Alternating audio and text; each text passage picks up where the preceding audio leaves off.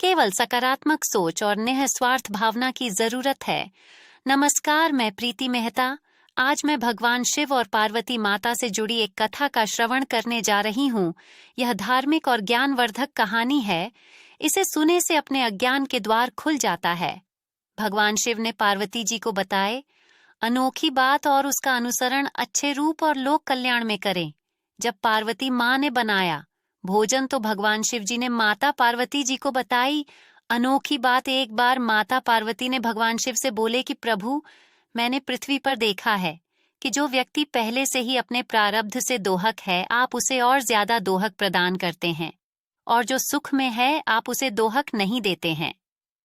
भगवान ने इस बात को समझाने के लिए माता पार्वती को धरती पर चलने के लिए कहा, और दोनों ने इंसानी रूप में पति पत्नी का रूप लिया और एक गांव के पास राह जमाया। शाम के समय भगवान ने माता पार्वती से कहा कि हम मनुष्य रूप में यहाँ आए हैं, इसलिए यहाँ के नियमों का पालन करते हुए हमें यहाँ भोजन करना होगा।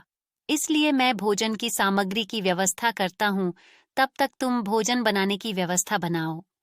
भगवान के जाते ही माता पार्वती रसोई में चूल्हे को बनाने के लिए बाहर से ईंट लेने गई और गांव में कुछ जर्जर होके मकानों से ईंट लाकर चूल्हा तैयार कर दिया।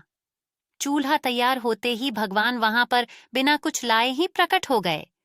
माता पार्वती ने उनसे कहा, आप तो कुछ लेकर नहीं आए, भोजन कैसे बनेगा? भगवान बोले, पार्वती, अब तुम्हें इसकी जरूरत नहीं पड़ेगी।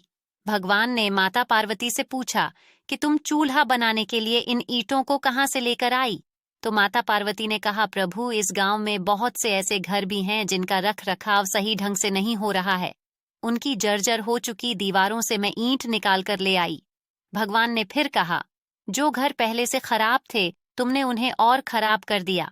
तुमने उन सही घरों की दीवार से भी तो ला सकती थी। माता पार्वती बोली, प्रभु, उन घरों में रहने वाले लोगों ने उनका रखरखाव बहुत सही तरीके से किया है और वह घर सुंदर भी लग रहे हैं। ऐसे में उनकी सुंदरता को बिगाड़ना उचित नहीं होता। भगवान बोले, पार्वती, यही तुम्हारे द्वारा पूछे गए प्रश्न का उत्तर है। जिन लोगों ने अपने घर का रखरखाव अच्छी तरह से किया है, यानी सही कर्मों से अपने जीवन को सुंदर बना रखा है, उन लोगों को दोह कैसे हो सकता है?